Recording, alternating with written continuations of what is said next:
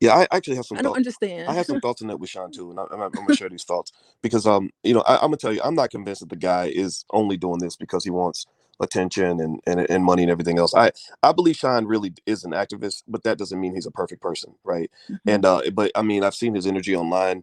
He's on it. I love He's him. I dedicated. like what he's doing. Yeah, yeah, and he's good at it, right? Hmm. And here's the thing. Here's the argument I made. I said we have no problem accepting the idea that somebody who's the best in the world or something making a lot of money.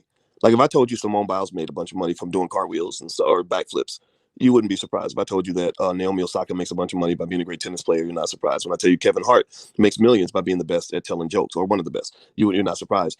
But when Sean makes money, any amount of money for being the best at what he does, people are like, nah, that's BS. He needs to be poor. If he lives in he moved in an $800,000 house. What's wrong with him? He's clearly scamming people. Well, And he made it very clear that his wife bought the house. well, he did say that. But even if his wife hadn't bought it, Hmm. I think that's what black activists. That's why black activism does not succeed. Is that we believe activists have to take a vow of poverty to become activists. That if you ain't broke, struggling, if your kids ain't hungry and dusty and unfed, then you're not legitimate. Yeah, so I think maybe I don't know about his business skills. Like, it just seems to me, what's your plan? What's your business plan? That and there you go. That's my thing. Well, Yeah. another inherent mistake Sean is making. I think that he should do what a lot of pastors do in order to minimize the ambiguity. Is they will say, "Look, I got my church. I'm not taking no money from this church stuff, but I got my business over here, and Mhm. this is, I'm selling books. I'm doing just like you. I'm making my money so I can feed my family, just like you are. Just like you go to UPS, you go to your job at McDonald's, you go to your job at wherever. I gotta find a way to make income also because this idea that the activist has to be broke to be legitimate. I think we got to sort of second guess that, and that's really more of a communist socialist ideology because that's why I don't go to the far left because they believe rich people are fundamentally evil. They tend to believe that corporations Mhm. are always evil, and I've always said that black people need activism that has an economic base because that's why you can't get shit done because you don't got no money. If you ain't got no money, you can't move the needle.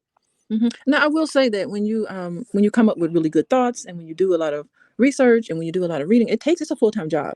So I do understand, like, supporting that effort. Say, wow, you're giving me great information, and for this information, I can pay you for it.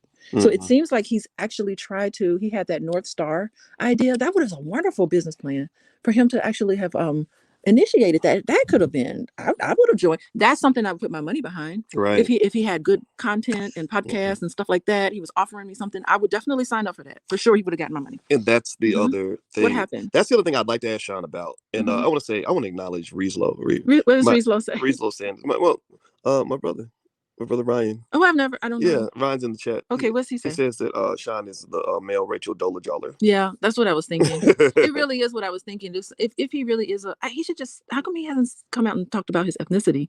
I mean, I really think. Listen, I think it'd be great. Like, suppose he's a white guy.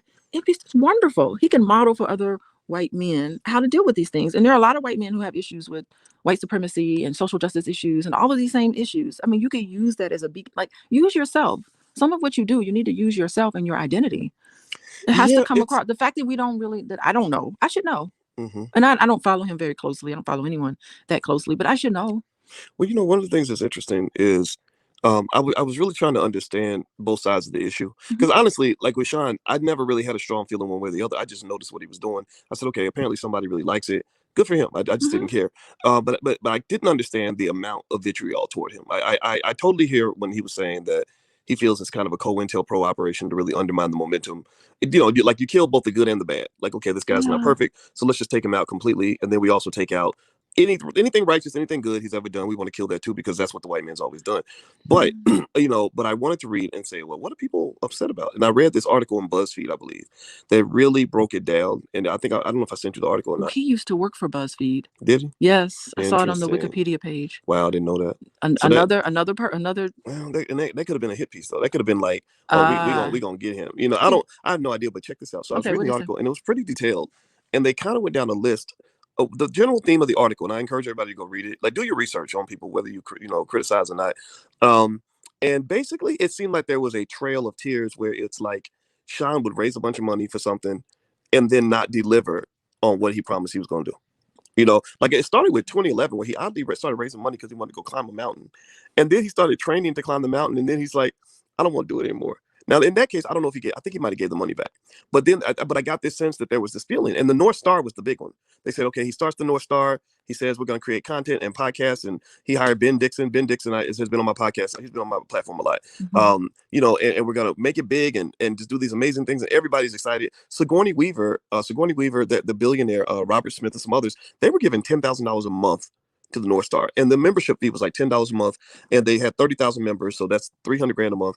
And from what I have read, there's a feeling that he did not deliver, that they did not follow through on what they said they were going to do. What's going on that he didn't deliver? Like, if he had delivered on that, he could have bought not an $800,000 house. He could have bought a couple $1 million house with that, and done a really good job serving the public.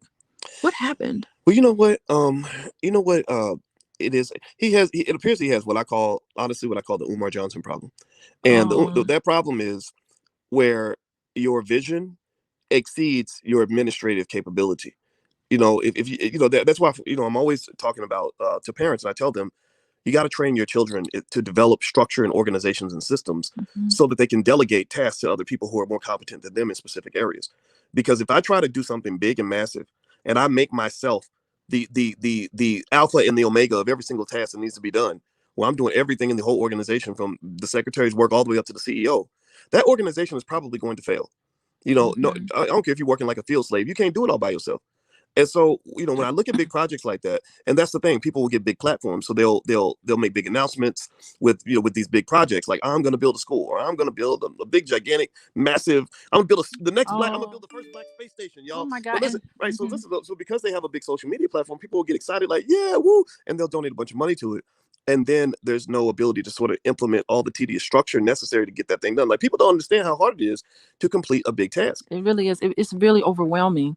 And then how do you feel? You've just like put yourself in an impossible situation, and you're overwhelmed by the details of it all. And you realize that you have got to have a whole entire team of people behind you. And so these are probably good, well-intentioned individuals who just have some weaknesses somewhere. We're making that assumption, right? That's the assumption like, I'm making. I don't, yeah, and I'm not. Yeah, so I think that, like, because it seems like that when I listen to the message, I can feel that is sincere. It's just you're just, how are you going to deliver on it?